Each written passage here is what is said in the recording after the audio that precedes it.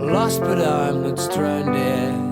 Dans les yeux de femmes, dans la Marie-Jeanne, dans la technocité, I'm lost pour manipuler.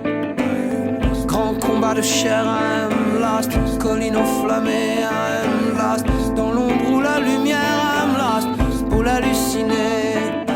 Pour courir ventre à terre, brouillard et fumée. Consommer, consumer, I'm lost, recracher de l'air. Voilà.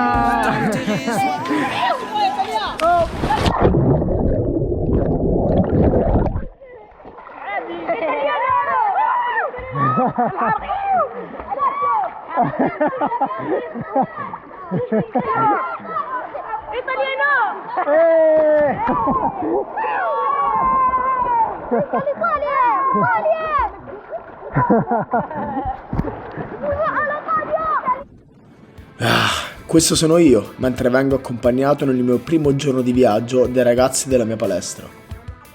Questa invece è la mia moto, dopo soli 80 km. Ragazzi, scusate se non rispondo a tutti, ho sbagliato io a fare la storia, non vi preoccupate, ho bucato la gomma a 130 in autostrada, in curva, è scoppiata la camera d'aria e si è rotto il copertone. C'era un tir dietro, non so come ho fatto a rimanere in piedi, ma non sono caduto. Il carro attrezzi mi ha portato fuori dall'autostrada e sono riuscito a convincere un gommista ad aiutarmi nella pausa pranzo. L'ho pagato bene, vi assicuro che l'ho pagato bene. Abbiamo messo una gomma usata, davvero poco fuoristradistica, ma ci proviamo. Quindi grazie a chiunque vi abbia scritto, vi rispondo così perché siete davvero tanti. Adesso riparto e provo ad andare a prendere la nave in tempo.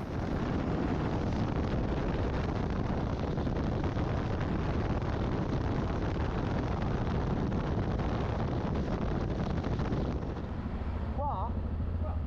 Mi aspetta.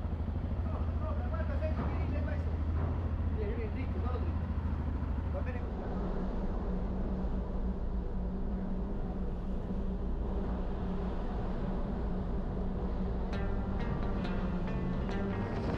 Finalmente, dopo 4 ore sono fuori dalla dogana.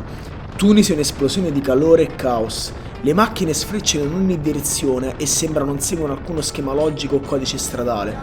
Il caldo è pesante, simile ad una pressa che lentamente inizia a premere sopra la testa. I primi minuti magari è come una leggera pressione e prima che tu te ne accorga ti è schiacciato contro il suolo. Urla e clacson si alternano in modo meccanico e incessante come il suono di un motore difettoso. Guidare è difficile, quasi impossibile. Il sudore entra negli occhi e riesco a sentire il suo sapore salato intorno alle labbra. Dopo qualche ora però ho imparato a districarmi nel traffico. Non c'è precedenza, basta suonare il clacson e passare. Non c'è senso di marcia, si va dove si deve andare. Non si sorpassa a destra o attivando la freccia, si passa dove c'è spazio. Non c'è rancore o rabbia in un sorpasso azzardato, solo fretta. Il mio primo risveglio in Africa del Nord non poteva essere più assurdo di così. Ieri sera da Mamet, dopo aver prelevato della moneta locale, 2 ragazze hanno iniziato a seguirmi e sembrava non volessero più lasciarmi andare. Per fortuna ho sfruttato quei pochi cavalli in più che avevo per lasciarmela alle spalle e trovare riparo dietro un bar fuori città, dove ho potuto piantare la mia tenda. Oggi inizierò la mia discesa verso il sud della Tunisia, ma prima mi fermerò a visitare il fratello gemello del nostro amato Colosseo, l'anfiteatro di El Jem.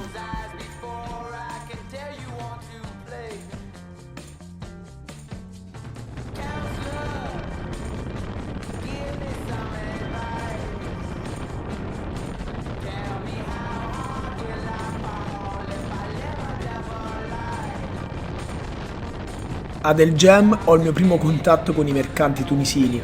La loro tecnica è antica e forgiata nel tempo.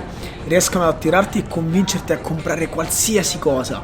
Riuscirebbero a farti comprare la tua stessa acqua se solo lo volessero. Usano i complimenti o il senso di colpa, in base alla persona che hanno davanti. Contrattare sul prezzo è fondamentale, è cultura.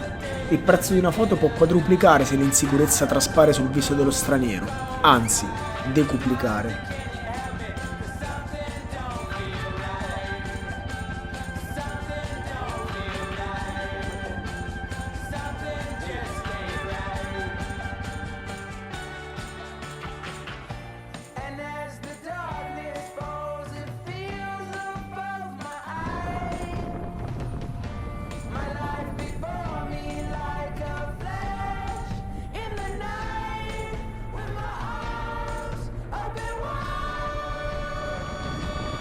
Ad El Jem mi rendo conto che la gomma montata in Italia è deformata, lo sterzo continua a chiudersi e non c'è modo di andare dritti. Attraverso decine di piccoli villaggi, i cartelli con nomi incomprensibili si susseguono come titoli di coda di un film a me sconosciuto. Non c'è ombra di pneumatici qui. A Sfax invece un'intera città si mobilita per trovare una nuova gomma per la mia moto. Siamo già oltre i 42 gradi e chiedere informazioni in francese non è così semplice come si pensa. Passo un intero pomeriggio in officina con 2 ragazzi. Fotoricordo, sigarette sporche di grasso e tazze di tè alla menta si alternano. Niente gomma neanche qui. Cercherò un posto dove dormire e domani mi dirigerò a Gavsa, sperando di essere più fortunato.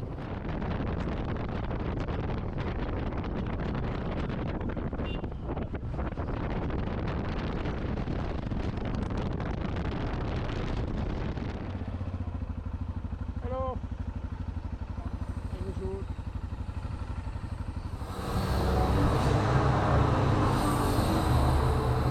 Bonjour. I need this cable pour charger le phone. Cable.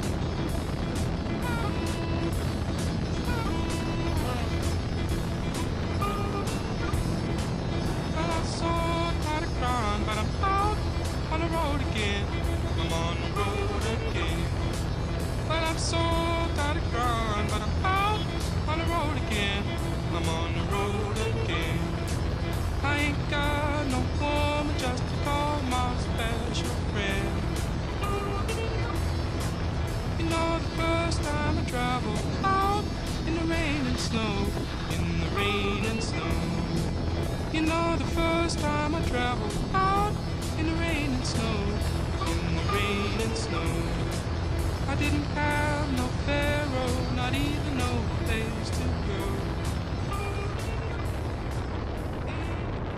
Vi spiego la situazione. Sono arrivato a Gavsa pensando di trovare delle gomme per la moto perché l'anteriore è difettoso, è deformato. Ovviamente non ho trovato la gomma e pensavo di trovare quantomeno dei soldi, visto che ero rimasto solo con 80 dinar, e mi sono reso conto che oggi è sabato, domani è domenica e qui i distributori non accettano carte di credito, cosa che non sapevo perché mi avevano detto esattamente il contrario. Ho girato per un'ora tutti i distributori di Gavsa ricevendo solo no, fino a quando sono arrivato in riserva. Poi per fortuna ho beccato l'ultimo distributore della città, dove c'è Fedel, si chiama, che è arrivato, il proprietario del distributore, e mi ha cambiato tutti i soldi che avevo in euro, facendomi racimolare 500 dinar, così che posso scendere giù nel deserto con i contanti. Dopo aver raccimolato i soldi che mi servono, giro il muso del mio cammello verso sud, direzione Tuzeur. Anche in questo viaggio ho deciso di percorrere solo strade secondarie, e la strada che percorro oggi si insinua come un'arteria all'interno della Tunisia. Proprio come un'arteria, infatti, mi porta verso il vero cuore pulsante di questo paese, i villaggi. Mi siedo nei bar a bere caffè e scambiare cenni di saluto con gli sconosciuti. Parole con chi parla francese, non troppi purtroppo.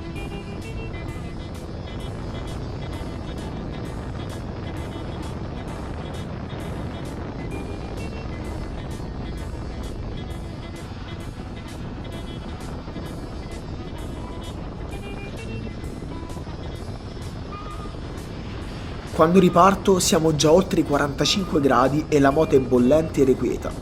Ho bisogno di una stanza e chiedo rifugio in un piccolo hotel in città.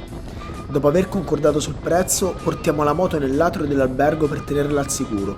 Sono ancora alla reception quando sento un grosso scontro seguito da urla di rabbia. Un'auto ha perso il controllo e travolto tutte le piccole moto di fronte all'hotel, proprio dove era parcheggiato il mio Tonneré. Qualcuno mi vuole bene in fondo.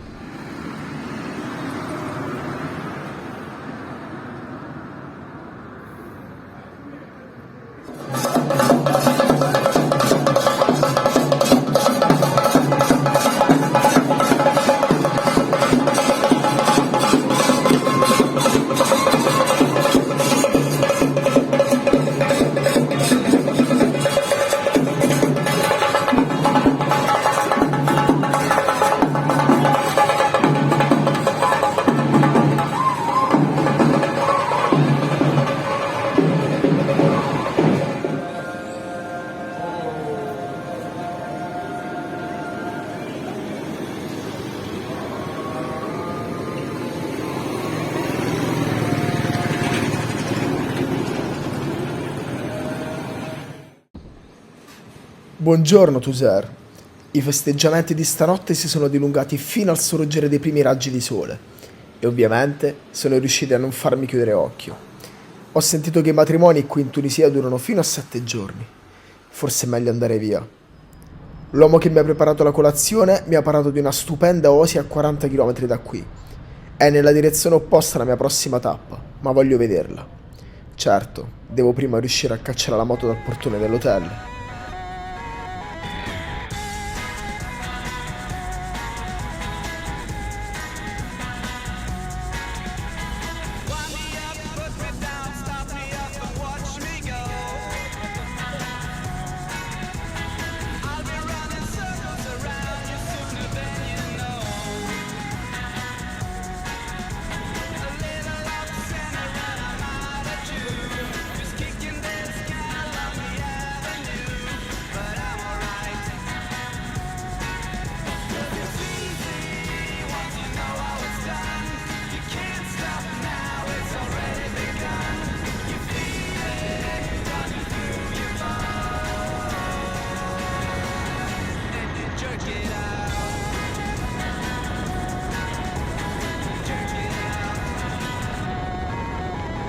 Abbandono la città e attraverso i 50 km di terreno desertico per raggiungere Civita. Il vento è brusco e cerca di buttarmi giù con delle sferzate laterali. Per fortuna queste vecchie gomme riescono a reggere ancora qualche colpo.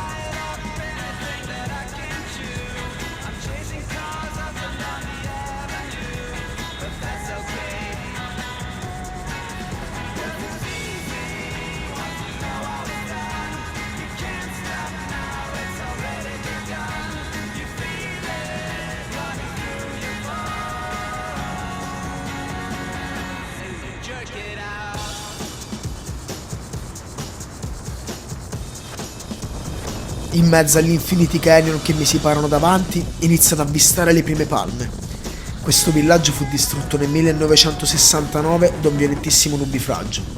Adesso, invece, di pioggia non se ne vede più da un pezzo.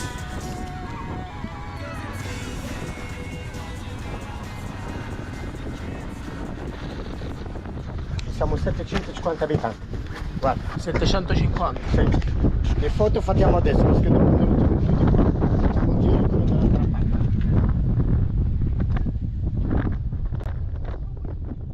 E questa si dice per la gente che arriva con le mogli. Si dice, cada uomo cammina con la moglie e si vede 5 mogli. Una vera 4 morelli. Io mi sono, vero? Sono contenti.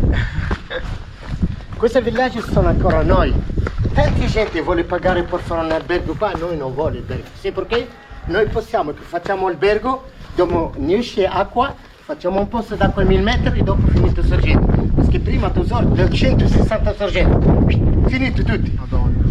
1700 metri presa l'acqua, finito il sorgente.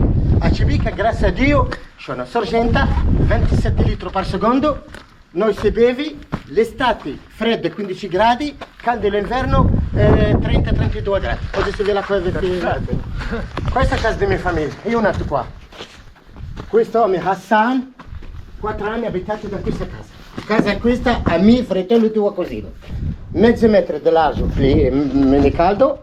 Questa è una parte per mia mamma, prima lavora il tappeti. Questa è una parte per mio padre, finito di lavorare. Siesta, qua te la mente a mangiare e dietro la casa, guarda. È fresco comunque. Ah, questo guarda, il tetto sono fresco questo. E io piccolino dormo qua. No, terra mi c'è un cosa di palma alti così, perché le alti con metro, perché c'è scorpioni, c'è serpenti, dove che devono. E le dura qua non c'è acqua. Le gente va presa l'acqua del sorgente per bere a piedi e la luce sono i petroli e il riso. Guarda. Assalamu alaikum.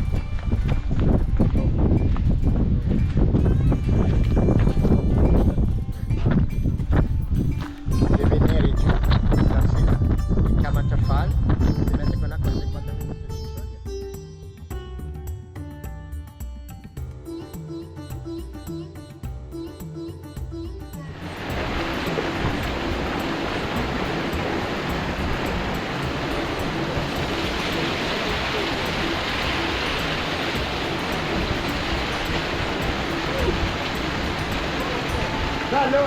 Vieni, vieni. Ancora.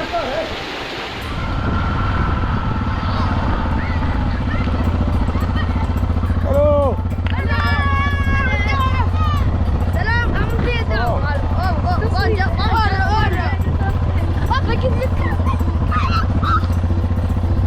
بيدو تسويق تسويق زي معلم بابا خلنا عم تسويق اوكي ايه معلم بابا خلنا عم تسويق اوكي معلم بابا خلنا عم تسويق Correggino. لا عم تسويق La foto. Puoi sedere sopra. Vai. اي خلنا عم تسويق لا بس اقول سوي يا عم قاعد مشي باين الكاميرا Vai. قاعد مشي باين الكاميرا عامل قاعد مشي باين باي باي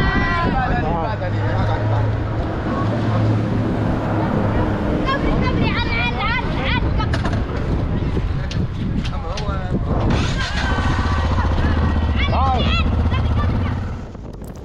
Ripartire non è facile. Regalare un sorriso ai bambini del posto invece è semplicissimo. In fondo tutti amano le moto.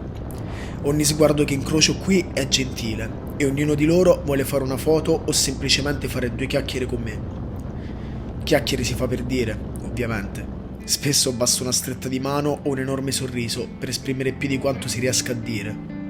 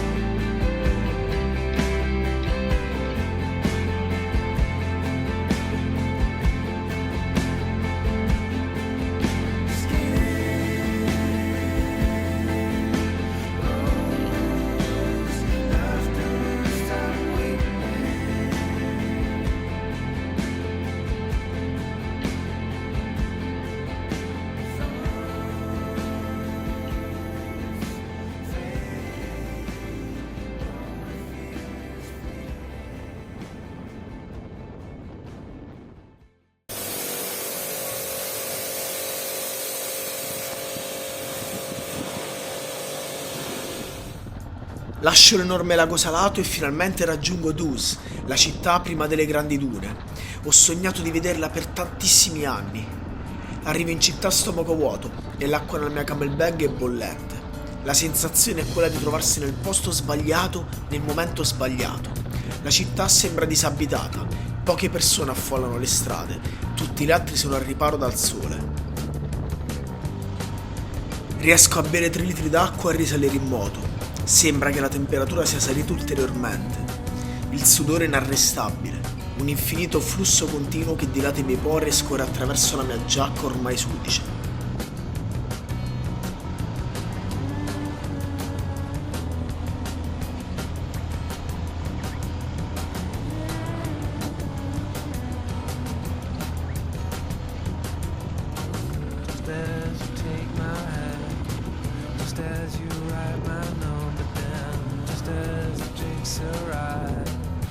As they play your favorite song as you badly disappear.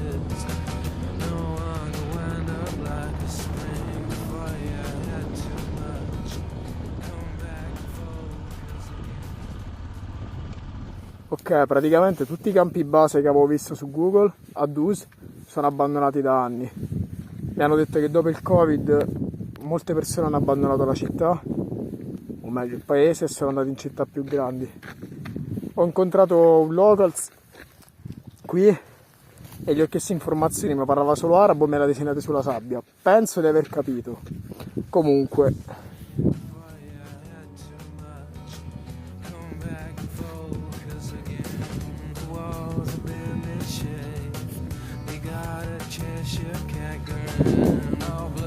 me la godo.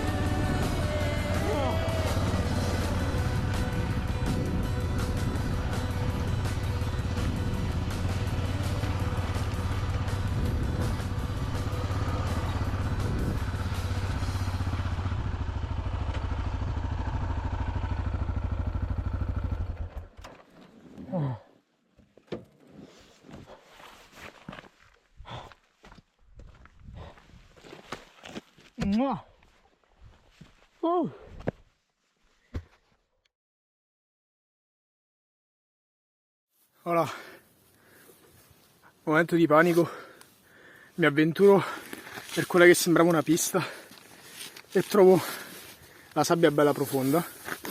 Sono rimasto impantanato e botte di adrenalina, sono sceso dalla moto, sono riuscito a sfossarla e sono tornato per strada. Ho baciato l'asfalto, ho perso l'acqua, però ho ancora 1,5 litri, sono vicino alla città. Ora mi riposo un po' e cerco un posto dove dormire.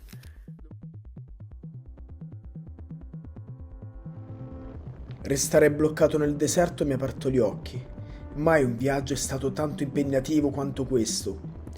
Ho sottovalutato questo oceano di sabbia e proprio come un marinaio incapace sono stato inghiottito e risputato a riva. Il caldo ha risucchiato anche l'ultimo briciolo di forze che avevo. Ma i guai, quelli non sono ancora finiti.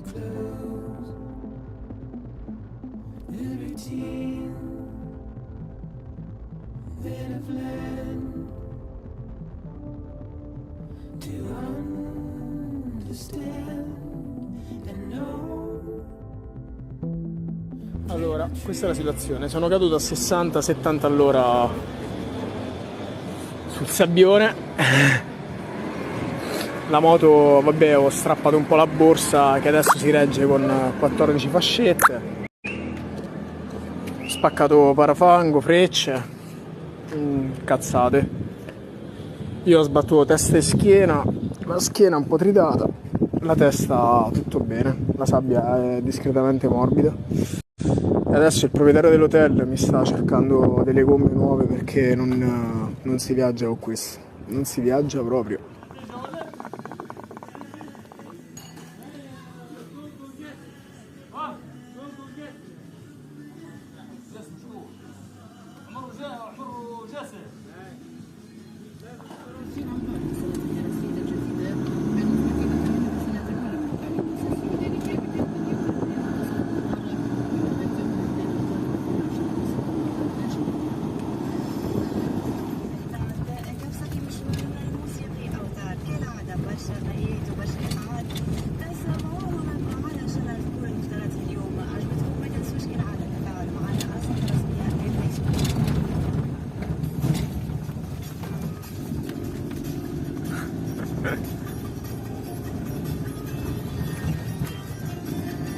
Unstoppable. Il viaggio della speranza alla fine non esistevano gomme nuove ma solo gomme usate e mi hanno venduto questa Pirelli Scorpion Trail. La spalla sembra buona, speriamo bene. Ovviamente vi lascio immaginare che era un'officina autorizzata, c'erano moto tutte legalmente comprate dentro e mi sono un po' cagato sotto, però mi hanno salvato.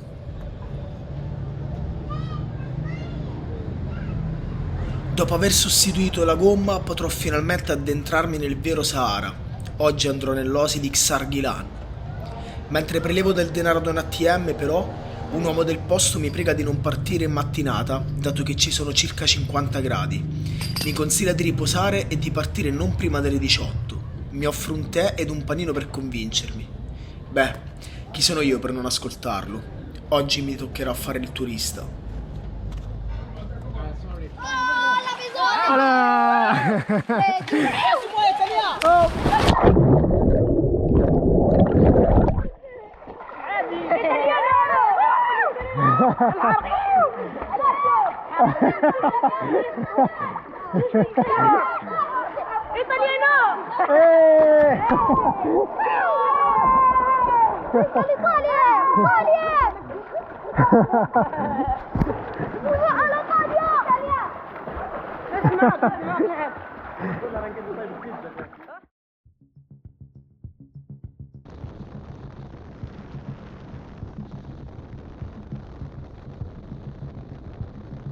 Come consigliato da Mohamed, aspetto le 18 per partire. Faccio il pieno di benzina nell'ultimo distributore prima del grande deserto. Mi aspettano 150 km di asfalto, terra e sabbia. Ma come vi avevo anticipato, i guai non sono ancora finiti. Certo, io non avevo considerato il caldo fatale del deserto. Mohamed, però, non ha considerato una cosa altrettanto importante. Qui nel deserto fa notte presto. E qui nel deserto la notte è più buia di qualsiasi altro posto al mondo.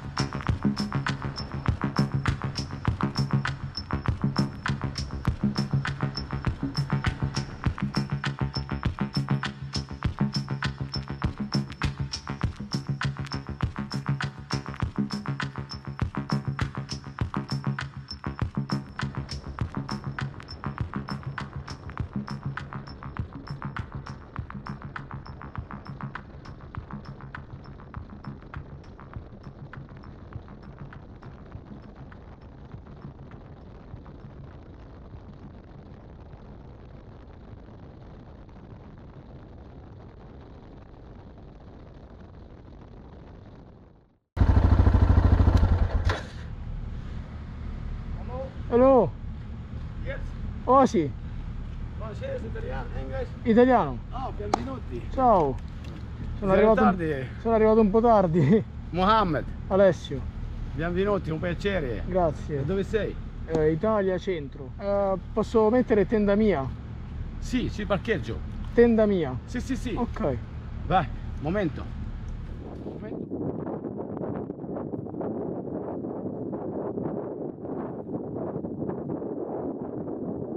Dopo un'insolita notte nel parcheggio dell'Oasi, finalmente il sole torna ad illuminare le gialle dune del Sahara. Finalmente posso immergermi nel deserto più profondo e bagnarmi nella sorgente di Xargilan. Beh, bagnarmi.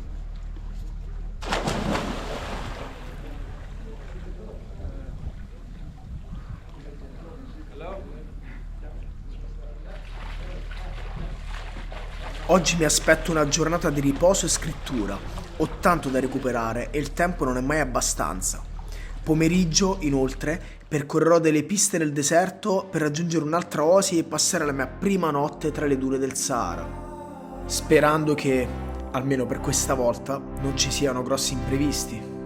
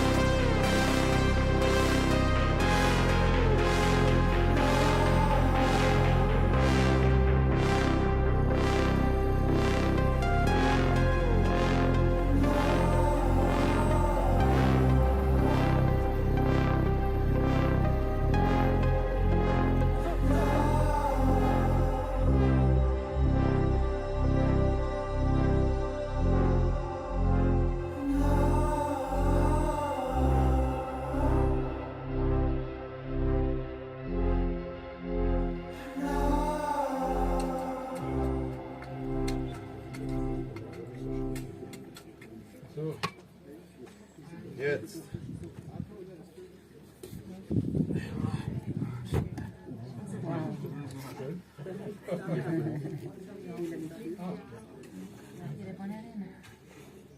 Arena quemada.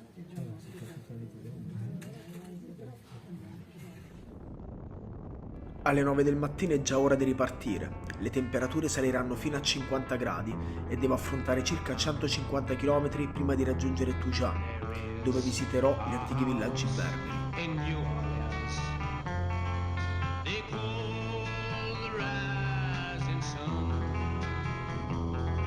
and it's been the ruin of many a poor boy. In God, I know. Allora raga, stanotte ho dormito nel deserto in un accampamento dove mi hanno portato. Abbiamo fatto 50 km di fuoristrada, il teneriere è tutto bene. Stanotte però al posto di dormire c'è stata una tempesta di sabbia, quindi stamattina l'ho trovata sommersa. Ci ho messo più di un'ora a pulire l'aria, ma devo ancora finire. Sono ancora nel deserto, però stavolta su strada. E una domanda serissima: ma voi riparate le frecce con i ramoscelli? Io sì, non è proprio perfetta, però può bastare.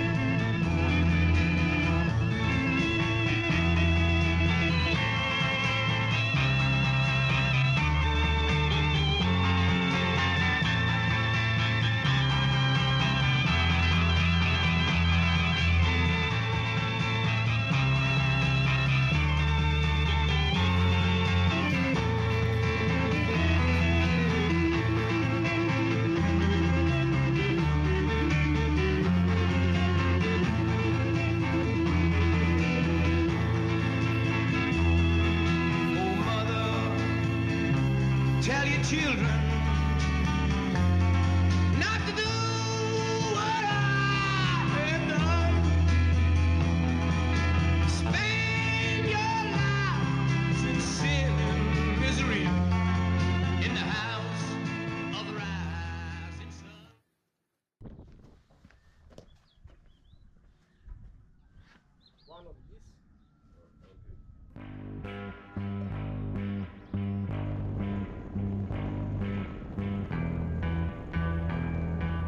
Come nella vita, in ogni viaggio c'è sempre il giorno delle domande, il giorno in cui mi guardo allo specchio e mi interrogo. Mi chiedo se questo viaggio sia sano, se ci sia una sorta di giustizia che tenti di ristabilire l'equilibrio tra ciò che ho preso e ciò che ho lasciato qui. È un viaggio a senso unico? Sono l'ennesimo turista usa e getta che al bar vanterà di aver macinato chilometri in terre impervie e lontane?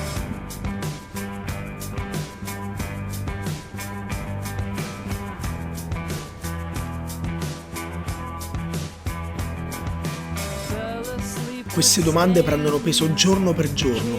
Ogni piccolo avvenimento a mio favore le nutre e le ingrassa senza controllo. Per fortuna, certi giorni basta guardarsi intorno per avere la risposta. Questa la chiamo la giornata del ricambio.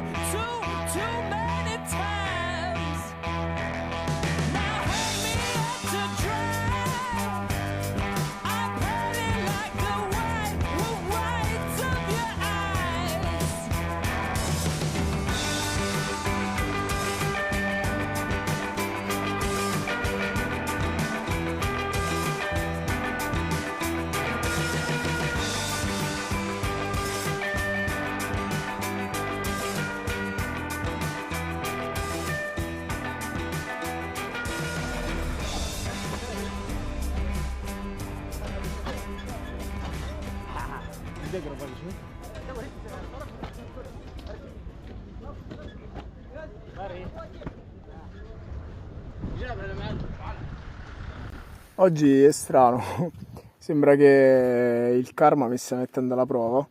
Dopo tutta la gentilezza che ho ricevuto ieri e tutti questi giorni in generale, stamattina ho trovato prima un anziano che era rimasto a piedi con la sua motoretta, insomma, sotto al sole, e fidatevi, non ci si abitua al caldo. Non pensate che chi vive qui sia abituato e sia bene sotto al sole, non esiste.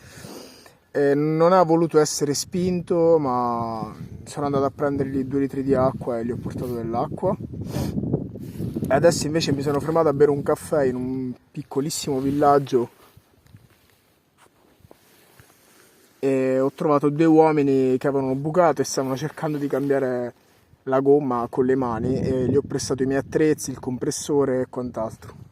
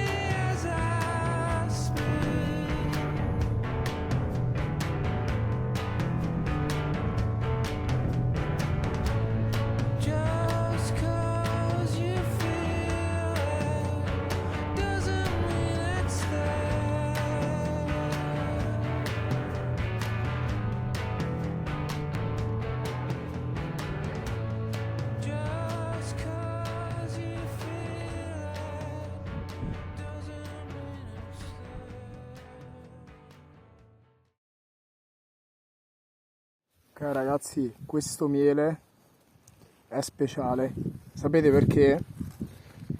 Appena ho finito di fare il video di prima che ho pubblicato, sono ripartito.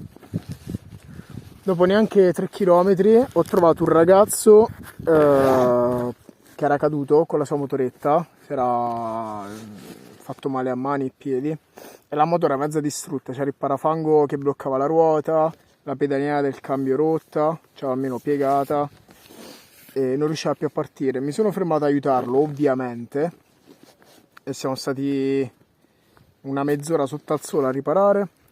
Abbiamo riparato il fanale, abbiamo riparato la pedalina, abbiamo smontato il parafango così che potesse arrivare a casa e mi ha voluto regalare questo miele al rosmarino, se ho capito bene, per ringraziarmi dell'aiuto, e quindi è speciale. Il Berbero, di architetto di Erimi, Mohammed Barrek Piri, architetto Mohammed Barrek Piri.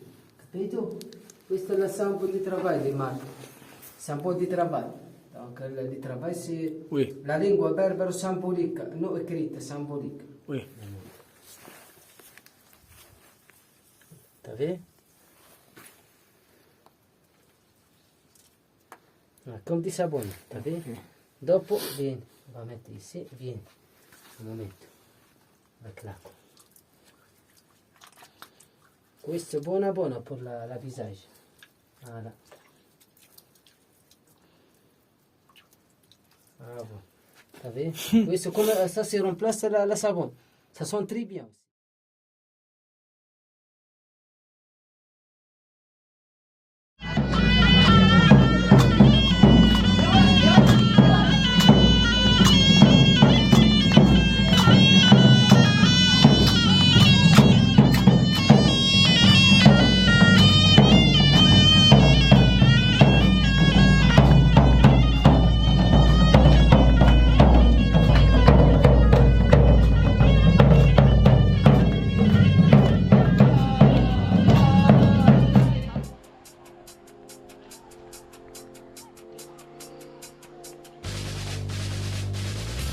Sono passati 3 giorni. Il caldo del deserto mi ha portato il suo salato conto da pagare. Dopo 26 ore intense nel letto di un motel, con febbre fino ai 40 gradi, posso ripartire. La mia salita verso il nord della Tunisia non ha tappe. Spegnerò il navigatore e cercherò rifugio tra le montagne del nord.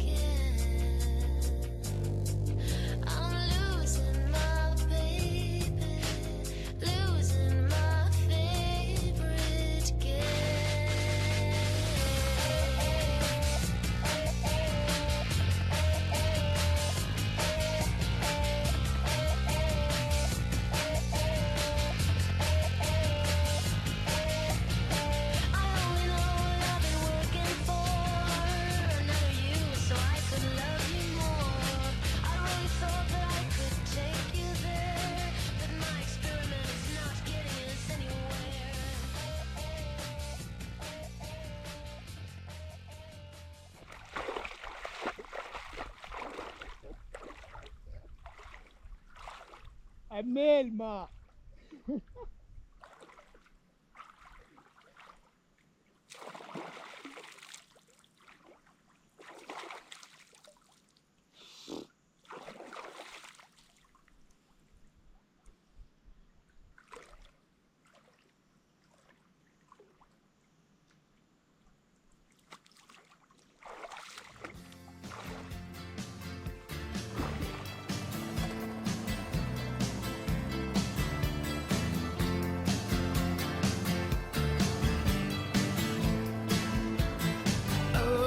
Vagare senza meta tra questi paesi del Nord Africa mi ha aperto cuori e porte delle persone.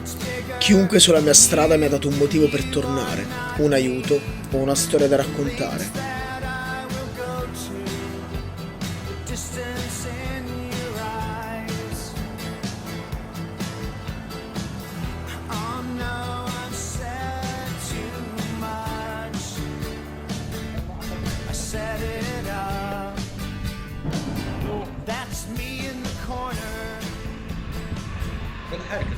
Niente ragazzi, alla fine nulla di fatto perché è arrivata la polizia a prelevarmi mentre ce ne stavamo per andare e mi hanno detto che non è possibile, per la mia sicurezza non è possibile dormire in quei posti la notte, che devo andare in una struttura e secondo loro è stato più sicuro scortarmi per 40 km di fuoristrada pesante con loro davanti che guidano come pazzi, io dietro col Teneré. Sono bianco dalla testa ai piedi, il Teneré è coperto di polvere perché ovviamente seguire una macchina per 40 km di fuoristrada di notte vi lascio immaginare, però non discuto, la legge qui funziona così. I ragazzi su ci sono rimasti male, però sanno meglio di me che qui con la polizia non si discute, quindi niente, saltata la serata con i ragazzi. Per fortuna c'è lui, ciao, di ciao. E stasera va così.